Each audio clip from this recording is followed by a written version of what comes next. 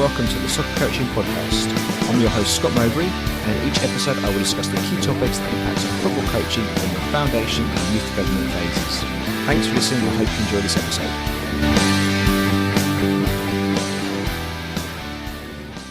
Hello, Shay. Welcome to the Soccer Coaching Podcast. Thank you, Scott. I'm looking forward to being here. Oh, we're delighted to have you on, and thank you so much for saying yes and agreeing to come on and share some of your thoughts and ideas around what I'm excited about as a key topic. And I'll explain more about that, why I'm personally excited in a little while. I'm sure it'll come out in the conversation anyway. But just before we start, you're in California, right? Yes, more Northern California, so Sacramento.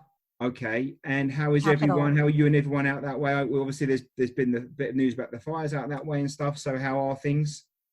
Yeah, I mean, I'm safe from them other than inhaling a little bit of smoke. But, you know, it's been tough on the kids around here not being able to have their practices, and things are a little more locked down here than the rest of the country as far as COVID goes too. So it's been tough on the kids. But other than that, like we're hanging in there. Yeah, good. Yeah, there's always things to test it out, but it's certainly been a challenging year.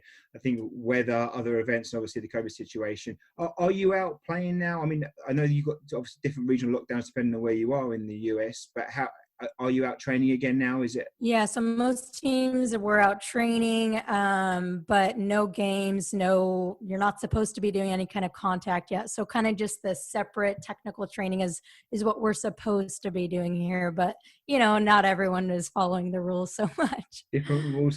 That's exactly what it's like for us over the summer. Different rules for different people kind of thing. But yeah. Yep. Okay. All right. Well, Shay, look, if it's okay with you, just by way of introduction to you and your background, I've done a bit of research around, so I know, but if you don't mind, just sharing with our listeners a bit about, you know, kind of your sports playing and coaching journey up to this point. Yeah, so I'll kind of start with the academic side because I guess that's where it started. But as far as the club, I played club soccer. I played with boys until I was about 12 years old. And then I went on to play at the Utah State University. So played there, got my bachelor's of exercise science there. I had originally wanted to go into some sort of, you know, physical therapy, athletic training, somewhere where I could stay involved with the game. Then from there, I went on and got my master's in physical and sport education. So I still use both of those pretty well, but yeah, I went to, you know, started my master's in hopes of really working more on the athletic administration side of things.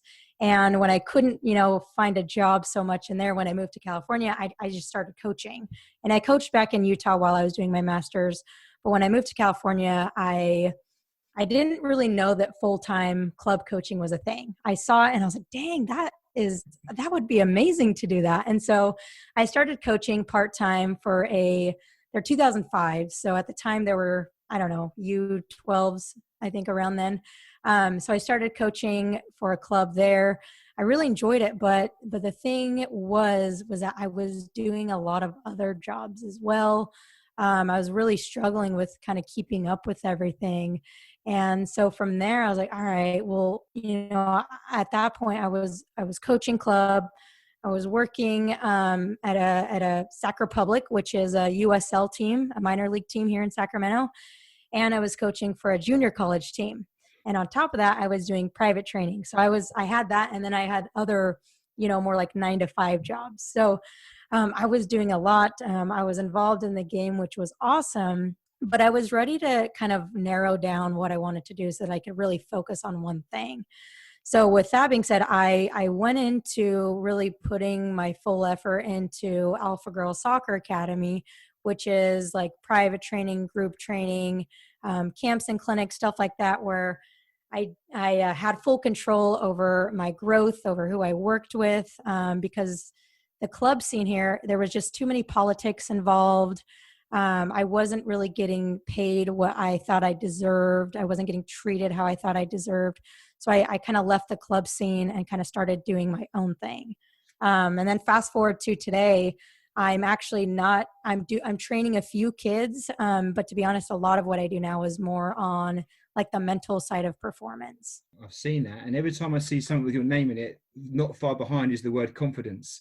So yeah, that's what I aim for. Yeah, it's going to come up, I'm sure, in the conversations. But That's a fascinating background. So did you kind of stumble into coaching then? I mean, did you not have a passion from day one? Because obviously once you got into it, you got into it in a big way, but did you fall into it more by chance and it wasn't really something you were driving for from the outset? Yeah, like it wasn't something I was really driving for in the sense of I did just fall into it in the sense of like I couldn't find anything else to do. So I was like, well, I love soccer, like let's try coaching. Yeah. Right. And I had done it a little bit in college. So I was like, well, let's give it a shot. And I'm glad I did because, I've never like not been involved with the game or with sports in general. Like I am the biggest sports fan that I know of, no matter what sport it is. So I guess I kind of did stumble into it as far as like my career path, goes. I'm guessing back when you started playing, you said you started playing obviously with boys, which wasn't uncommon. Not many years back, that was kind of the way it is. Things have changed a bit now, which is great. How was that? Were you one of very few girls playing soccer at the time, or was there a few of you so it felt okay? Well, I wouldn't say I was one of the few girls playing soccer, but I was one of the few that was playing with boys. So it was actually me and my best friend, my childhood best friend. She was a goalkeeper, and I was a field player. And so we grew up playing on the same club teams from pretty much, the age of 6, 7 till all the way until college. So we were the only two girls on the team. Same with basketball. We played basketball. We were the only two girls. And I just remember like it was such a interesting experience because so much positive, but also there was a few negatives in the fact of like when we were playing, we would even have parents sometimes say like, oh, don't let this girl beat you, like she's not strong as you. And so yes, we got more positive, and then it's like, hey, like this girl's kicking your butt, like you go girl. But we also got some negative as well. I think just a few parents that were not so happy that their boys were getting beat by two girls. Couldn't quite deal with it, yeah, which is Yeah. crazy. But again, I'm sure we'll talk more about that in a little while. Mm-hmm. How would you describe kind of your coaching philosophy and principles? And I don't mean like how you would set a team up to play against another team, but just generally speaking, if I was one of your sessions, I came along as one of your players, either in a group session or one-to-one, what would I experience, Shay? I mean, a few kind of key pillars, I guess. Number one for me is having fun, right? That's what started my lack of confidence, was not having fun. And so I'm a huge believer, like if you're having fun, then that's when you're actually going to perform at your best. So having fun, and then really just being creative and using, like, not feeling like you have to play like a certain style, just really being creative, using your own brain, and not feeling like you have to be boxed into one thing, one position, one move, stuff like that. So fun and creativity are absolutely huge for me. And are these things that you've kind of added in or become part of your coaching practice because it's what you liked and experienced, or is it what you didn't experience, or just what you've seen from doing courses maybe? Where does it come from? Because I think a lot of coaches do it because either they had it and liked it, or they had the complete opposite and wanted to do something different. I mean, that's the case with you, but I wondered, is it one of those, or is it something different completely? Yeah, it's honestly more so of what I didn't have. Growing up in when I was, from 12 to going to college, my club ball, it was very, very intense practices. Not a lot of fun involved per se, which I'm glad in the sense of it made me who I am today.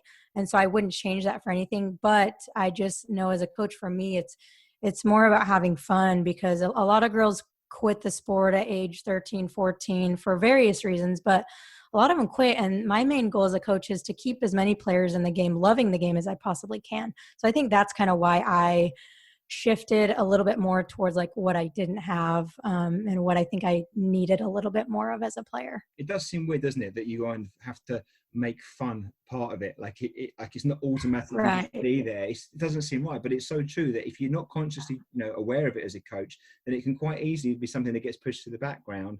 Yeah. And then you get the issues with engagement and effort and maybe people turning up to practice, so actually if you put the fun up there up front, then actually the other stuff kind of almost falls by default sometimes. Yeah. And I think sometimes we think if fun is the main thing, that you can also have hard work and focus, where, I know, especially in, I would say, college is when I had more, not always had fun at practices, but more fun, where it's like, those are the practices that I remember not only having the most fun, but also like working the hardest and getting the most out of it. So I think that you don't have to have one or the other. I think you can have both and, be really successful.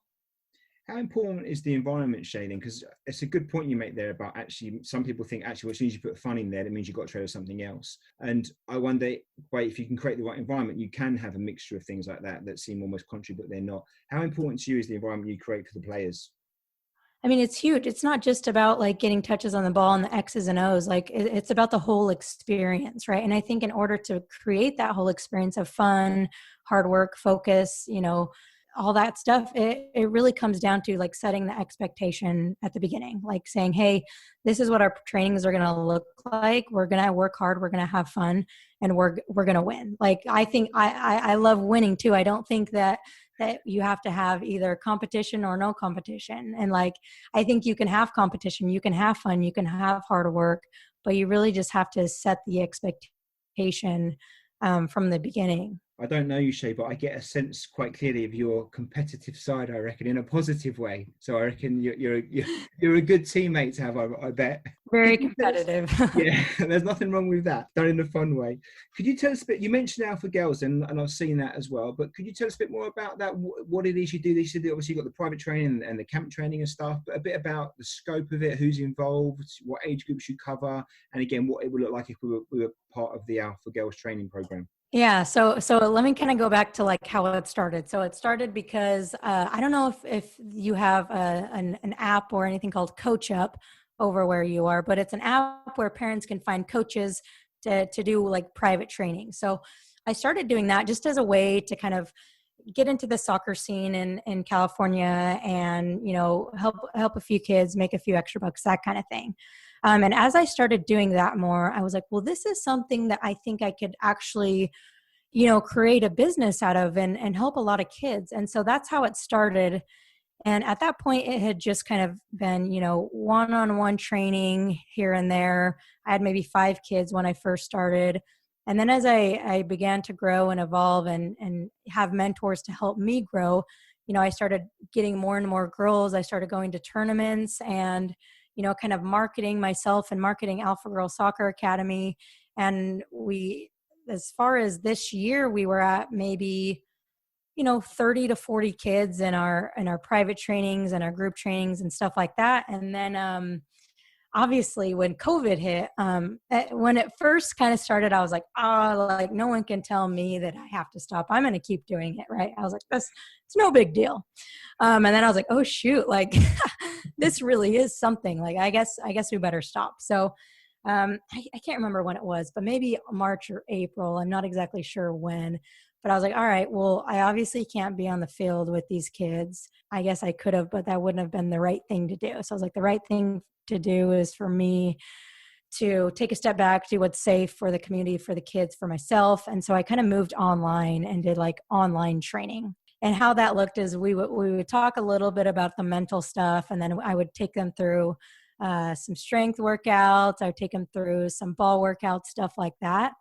And to kind of back up a little bit, like I had already started helping kids 100% with their confidence, like in an online setting earlier this year. So I was already doing that. And so when COVID hit, I realized that I honestly enjoyed helping kids more with the mental part of it than like the actual soccer side of it. So COVID was kind of a push, or gave me some clarity in what I wanted to do and how I wanted to serve kids.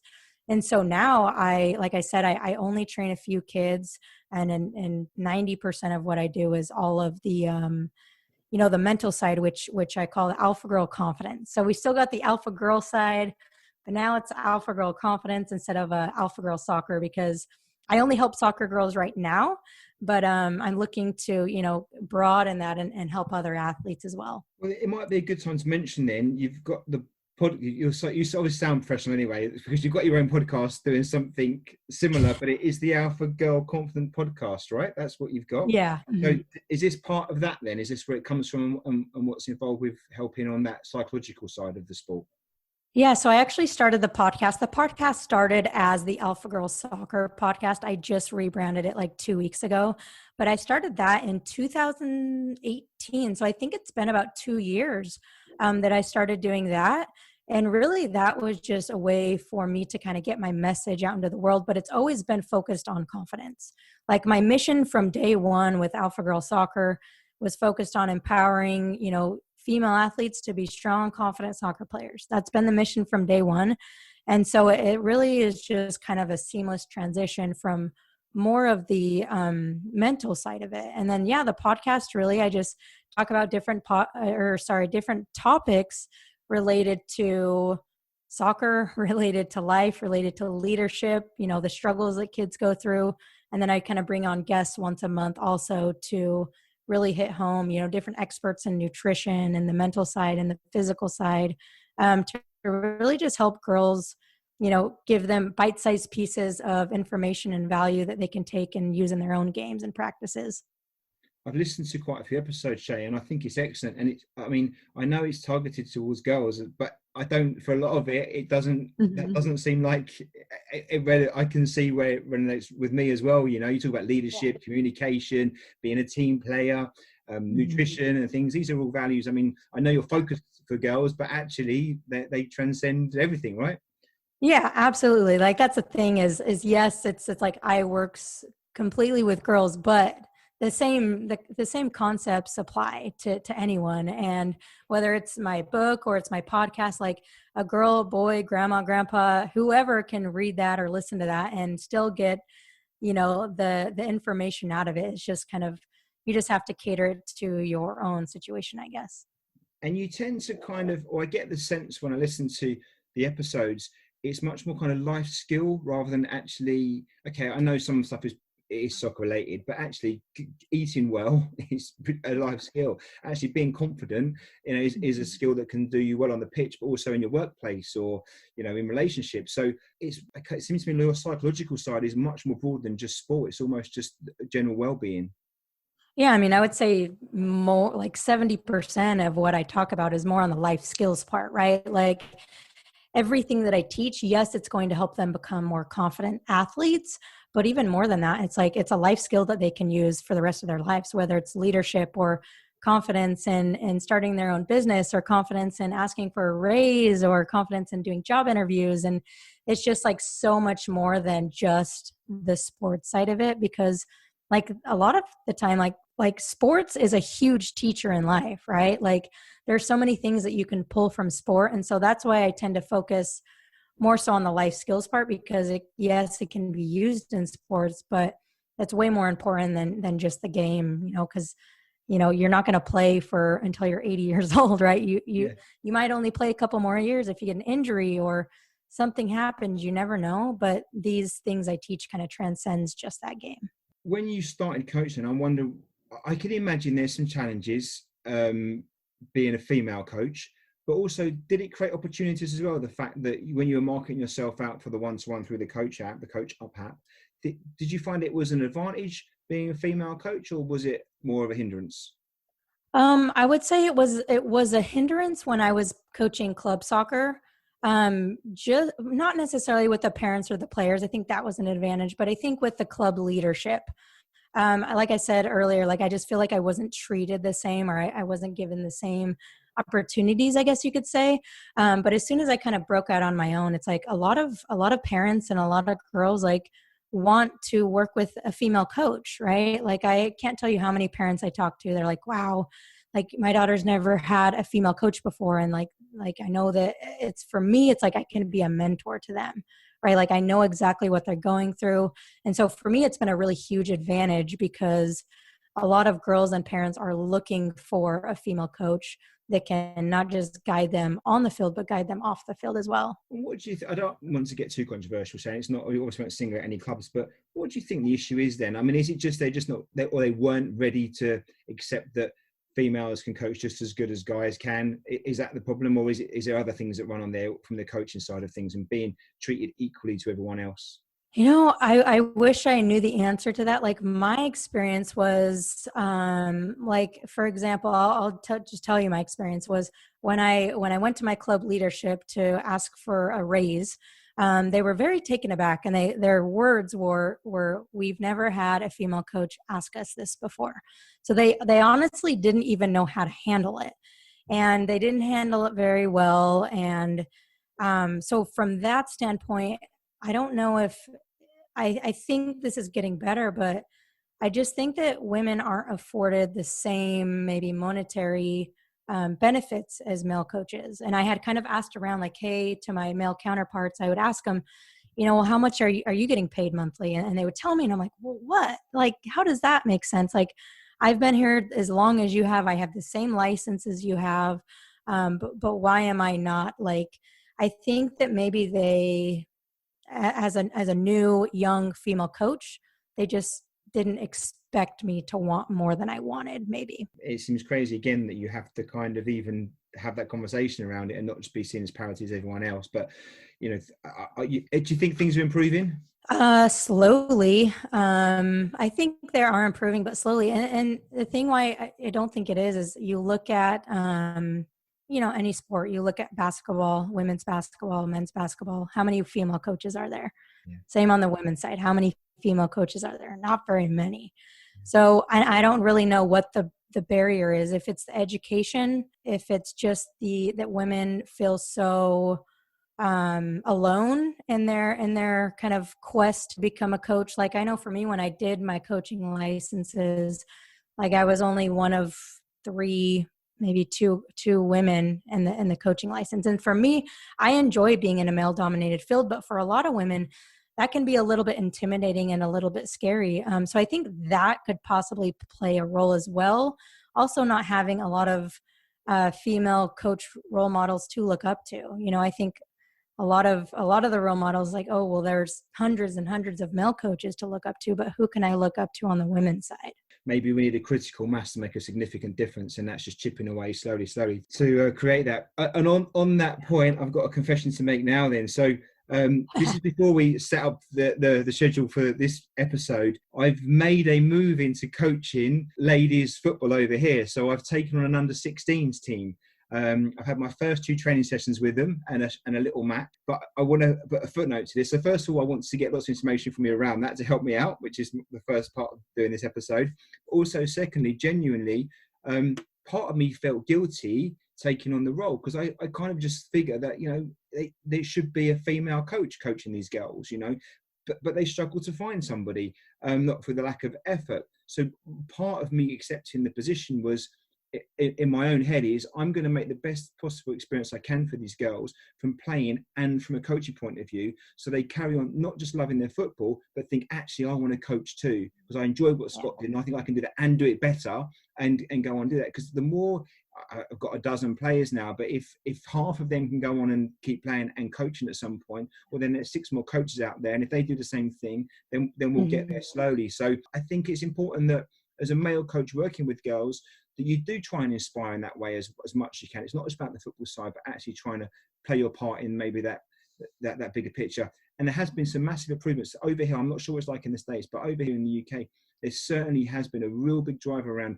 girls and women's football. And you can see that more participation now, better quality of training, more people involved. So yeah, and actually, I think what helped me to realize that I could have a future in coaching was I was really lucky as a youth player in that I had a lot of awesome female coaches. So my club, it was an all girls club, and it was run by a woman. She was an amazing businesswoman as well. So I think I was lucky in that I had great role models. And my U12 coach was a female, and then I had a male, and then I had female. And then in college, all of my coaches were female. So I think I don't know anyone else who has had so many female coaches in their whole career. So I think that's also helped me in realizing that I can do this if I really want. And I had these role models to look up to throughout my childhood. Do you think it would have been different, Shay, if you had male coaches? It's hard to say. I mean, possibly, yeah. I think it would have been different if I would have played for a club that was a boys and a girls club. Because the reason why I started Alpha Girl Soccer is I realized that there was a need for a girls only program or girls only club. And I knew that it could work. So I probably would have gone down a different path, to be honest, if I hadn't had so many female influences in my life. Okay. Now it's time for me to get extra selfish, start asking questions that are going to help me hopefully do a better job than I might do otherwise with the team I'm going to be coaching now. So, if this is a fair question to ask, I wonder if there's any kind of consistent kind of traits that you see when coaching girls or women. I mean, I know we can't generalize, but if we have to, what, difference of what boys and you might see from men, what have your experience been coaching girls and women? Yeah, a few things. So first thing is they really care about what other people think of them. Boys don't care about that, but girls, they want to be liked. They don't want to let their team down. They don't want to make mistakes. So number one is they really care what their teammates think of them. And then number two is, I kind of just said this, but a lot of them are perfectionists. They don't want to make mistakes. A lot of them fear making mistakes.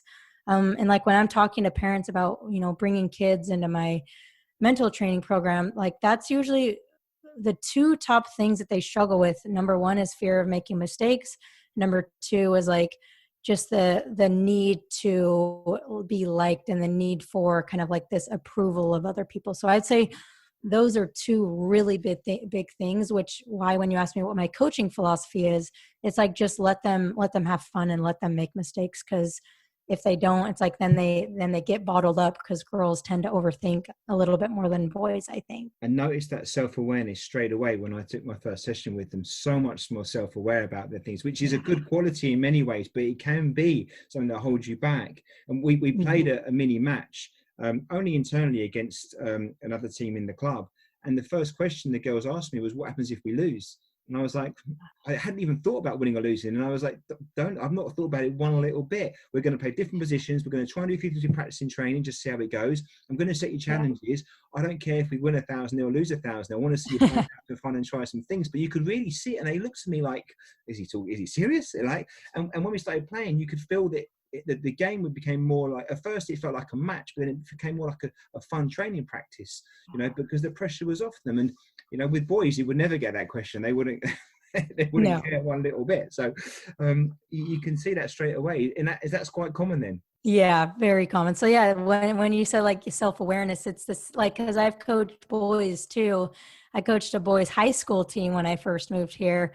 And I feel like I could coach them a lot differently. I could be a little bit more blunt with them without them like overthinking what I said, or without them thinking like, oh no, I'm in trouble, that kind of thing. But with the girls, I think you just have to think a little bit more before you say something. And I think all this stuff then does come back to this confidence word that keeps coming up. Maybe it's a great time now to dig a bit deeper around that, because, if you're not aware of, or if you don't help with the self-awareness and you don't take the pressure off around mistakes and stuff, I mean, you can quite quickly kill confidence, can't you? And in any player, whether you're playing as an under six, in your little grassroots local recreational team, or you're playing for one of the top clubs in Europe, or the States, if your confidence is gone, you're not going to be the same kind of player. So how many of these things impact on confidence, and what would be your suggestions around trying to make sure that as coaches, we look out for that and try and protect it the best we can? I would say as a coach, one of the things, or like, I guess, ways that lack of confidence manifests itself. Number one is if a player is like, if they're afraid to take risks and they're just really playing it safe, if they,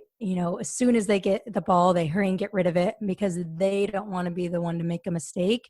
So like just encouraging the creativity, like I said, and encouraging the mistakes. And like, it's not like you have to be silent when they make a mistake, but like correct them on it, like help them out with it, but don't make them fear it, because when they fear it, that's where the lack of confidence starts and where the kind of like the self-doubt starts to build up. So it's like the fear of mistakes, the self-doubt, the wondering what other people are thinking. I think it's a culmination of a lot of those things that causes the lack of confidence. I saw that straight away as well. There's a big message over here about trying to encourage especially the foundation phase, so the younger players, to stay on the ball, which is a good message, right? And obviously the girls I'm working with are under 16, so they kind of missed out probably on that foundation phase coaching as it was back then, and probably start a different experience. And there's a few that are happy to stay on the ball, but most aren't, and they're quite keen to give it away quite quickly. So they want to be involved, but they just want to pass it on straight away. And I can see, I didn't do with it too much on the last session, but I can see it's going to almost be a challenge to encourage some of these girls to be more confident and stay on the ball. And I wonder how much that probably comes down to confidence. Yeah. And I mean, obviously it's like you want to have a quick speed of play. Like you don't want to take forever, but it's either one of two things. It's either they get the ball and they get rid of it immediately, or they stay on the ball, but that they're like hesitating. Like they're like, oh no, should I go this way? Should I go this way? Should I dribble? It's like they're kind of like overthinking what they should do with the ball. So I guess that's kind of how it can manifest. It's either get rid of the ball so I don't have to get in trouble, or what am I going to do with it? Right. So kind of like the brain is on like overdrive of, oh crap, what do I do now that the ball's at my feet?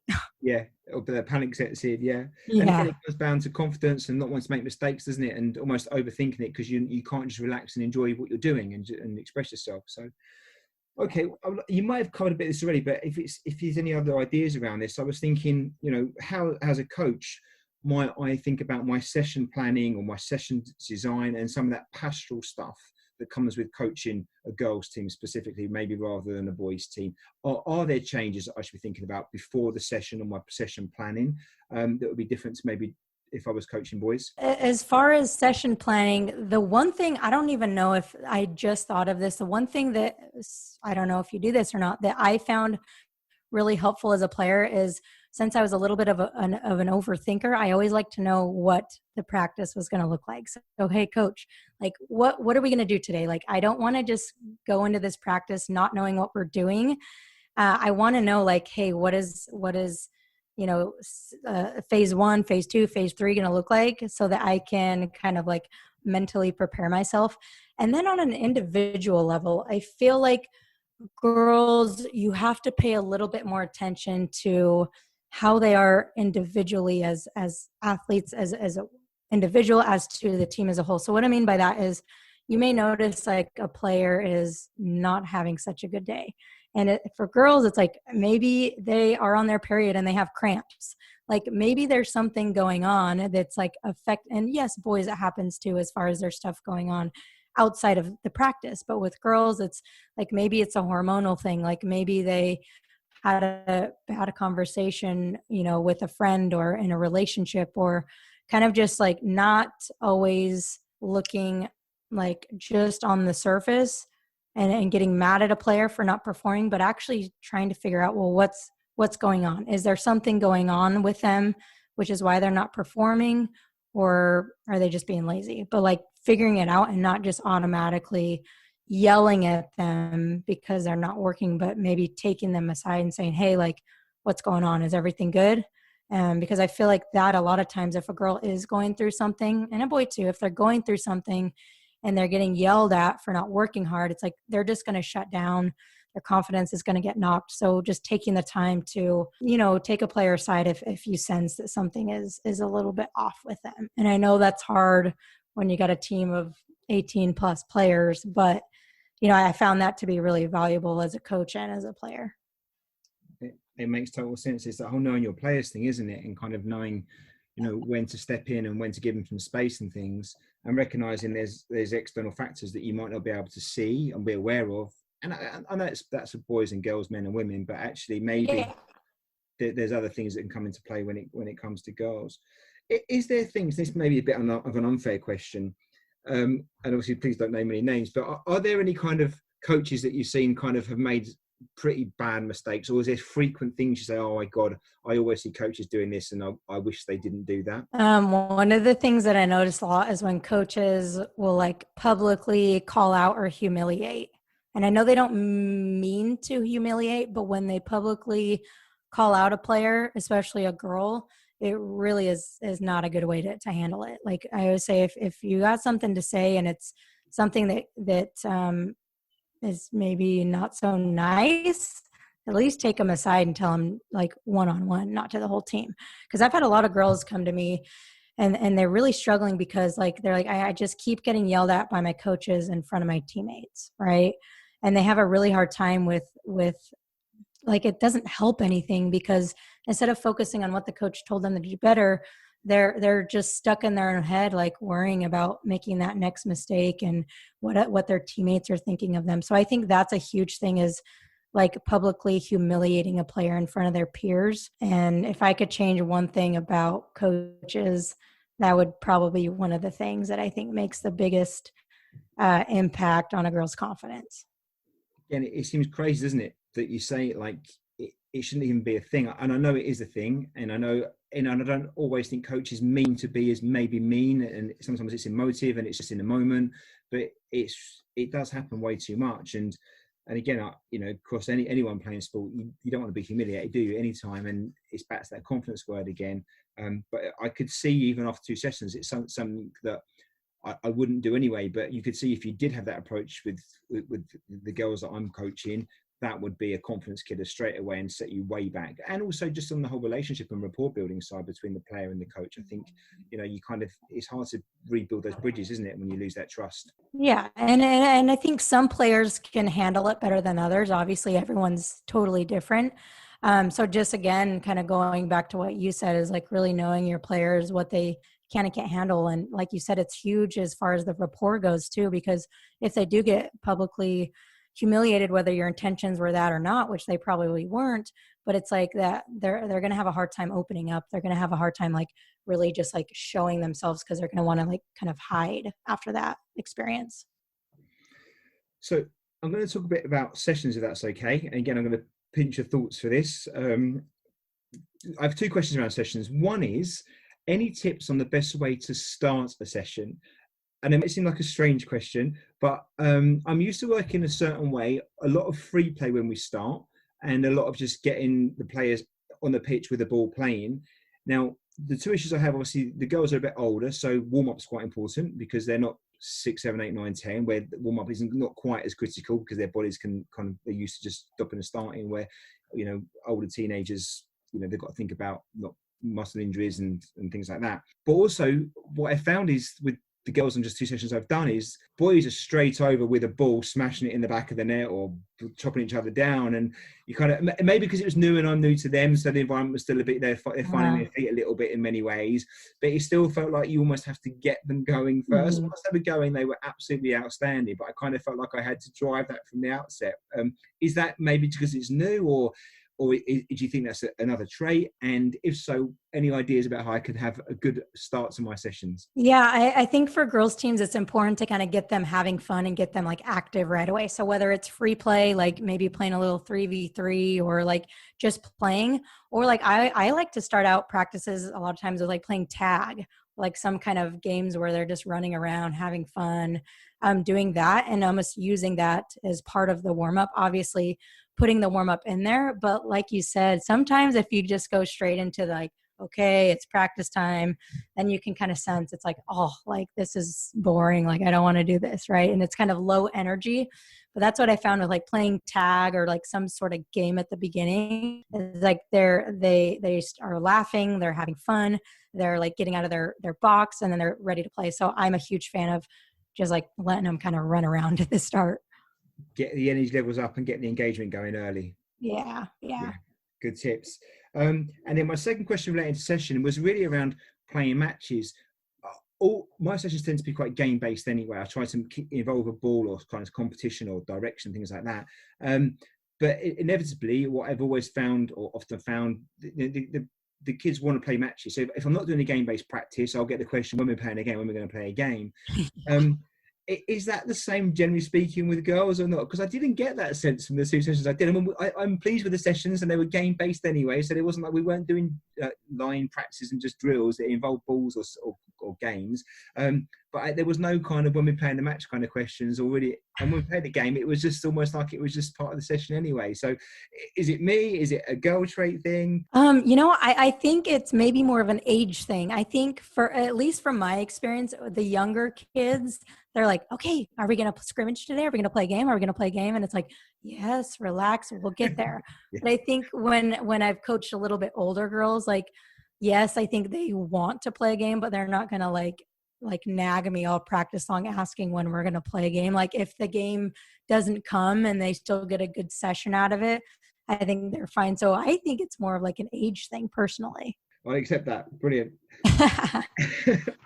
And then really, I don't know if you could answer this, it's quite a broad question, but I wondered if you kind of had a favorite session or practice or a game that you did that you think, actually, if I've got to run a session last minute and I've got, 15 girls and I've got to do an hour and a half session, what would be your go-to kind of practices that you think these kind of always work? I love just playing like small-sided games because there's lots of competition.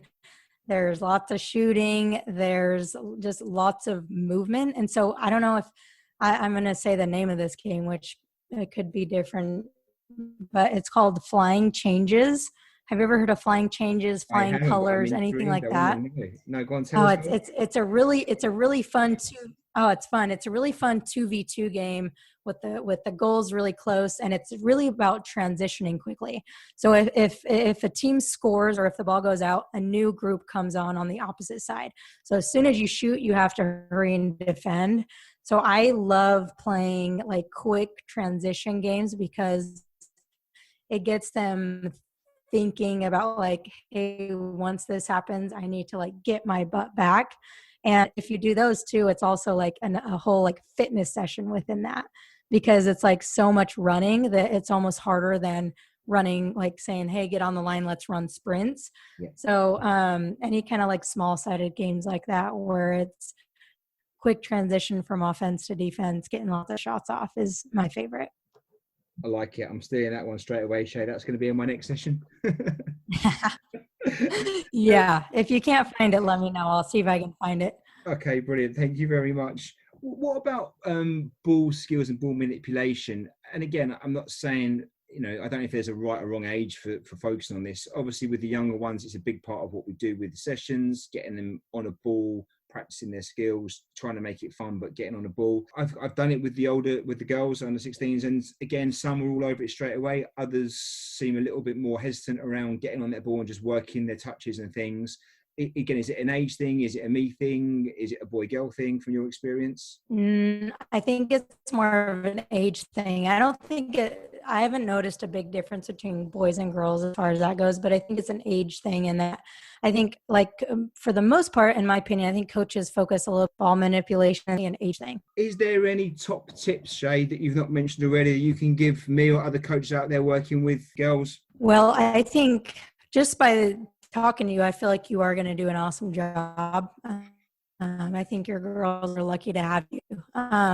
Tips I would say, which I feel like I've been beating a dead horse because I've said this a million times today, but really just encouraging the mistakes. And when they do make mistakes, like, yes, provide them feedback, but also give them props for like taking a risk and trying the mistake. Because a lot of times girls, they really like get energized and they feed off of praise.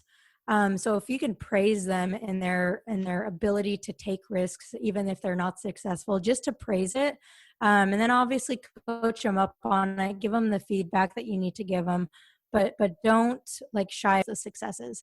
And then the other thing I would say is just get to know your players on a deeper level. And that's one of the most important things you can do as a coach to female athletes, because they're all so different, especially teenagers. Teenagers are really tough. So props to you. You got the 16-year-olds. That's, they're a little bit easier than like the 14, 15-year-olds in my opinion. But teenage girls can be difficult. So if you can just like build a relationship with them, not saying you have to be best friends, I think that is going to help not only them as a player, but just kind of the team culture as well. Brilliant, Shay. I love those tips. I will take them all on board, and I'll let you know how I get on with all that stuff. Before we let you go, Shay, you mentioned your okay. You mentioned your book. So is it called She the Confident? And could you tell us a bit about that and what's in it? Yeah, so I wrote the book last December, and I wrote it just because I wanted to be able to get my message out there to as many girls as possible in the written form. So it's broken down in mindset piece. So the growth mindset, having the mindset, really be able to believe in yourself. So mindset, and then I get into more of the confidence strategies. So using like visualization, using affirmations, that kind of thing, to really like be confident before you play and be confident during your games. And then the last part's broken more into kind of like the life skills, like leadership, developing habits, setting goals, that kind of thing. So I wrote it for like the 12 to 18-year-old athlete, but honestly, I've had 9-year-olds buy it, read it, and get value out of it, and I've had buy it. So it's relevant for any age. Even my grandma has read it. A couple grandmas have read it. But any age, a boy or a girl, yes, there's the word she in there, but a boy could just get just as much out of it as a girl can. Super. And what about parents or coaches? Would it be something that would be useful to them to read?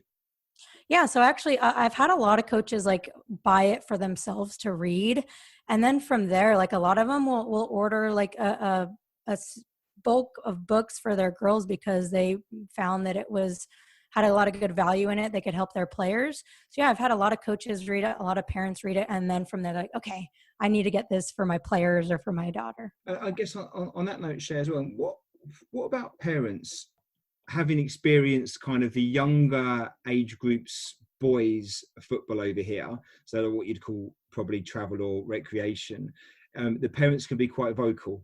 Okay. Not only the dads, the mums can be too, but often the dads.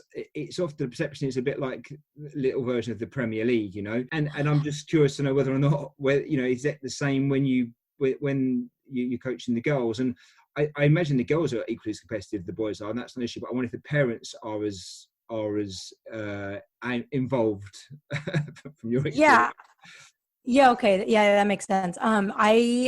From my experience, it's been pretty equal. The boys team that I did coach, like the parents weren't very involved. So I feel like I can't really go off of that experience, but like just thinking of like my brother, watching games and stuff like that. I think the parents, I don't think it's a girl or a boy thing as far as how vocal the parents are. I think it just depends on the level of play, perhaps the age and that kind of thing. We ask our guests if there was just one thing that you could change in the world of coaching, what would it be? That coaches didn't have such big egos. I think sometimes coaches' egos get in the way of like what's really good for the kids. So that's what I would say is like really just putting the kids first and letting go of your ego. I know that can be hard, and I think everyone obviously has an ego, but kind of setting that aside for the best interests of the kids.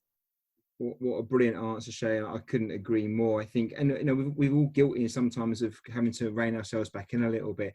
But if you could take ego out of the equation, what a fundamentally different and better experience it would be for the majority of children playing, probably all sports, but certainly playing grassroots soccer. So yeah, great answer. Brilliant, Shay. Absolutely. Thank you. And just so really to finish off, what are your plans moving forward? Obviously, you've been very busy, and I recognise it's challenging times with certain circumstances over there that are beyond your control at the moment. But what is your kind of hopes, plans, even your aspirations really moving forward?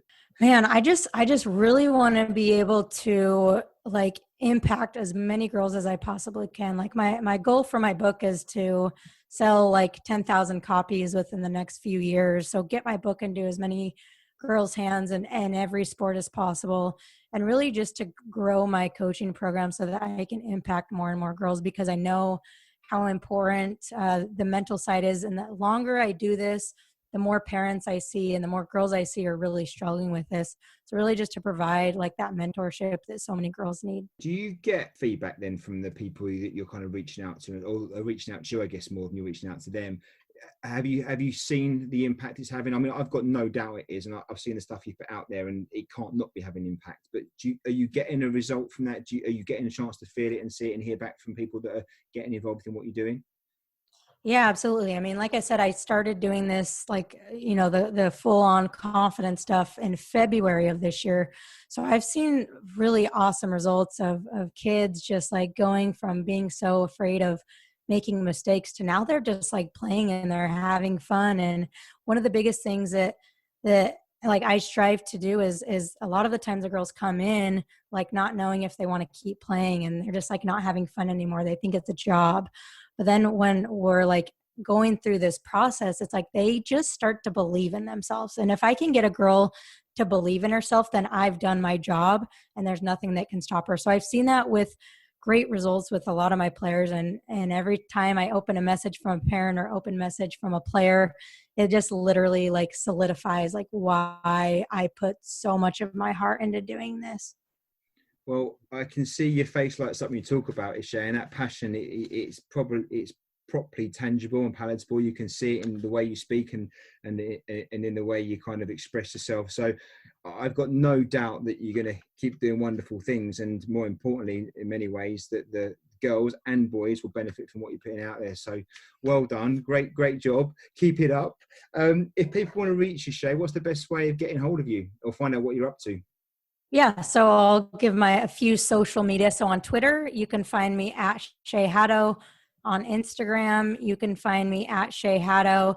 And then you can also check out the podcast. It's the Alpha Girl Confidence Podcast. So either one of those is a great place to reach me. Thank you so much, Shay. We'll put all those links in our show notes for this episode of the podcast.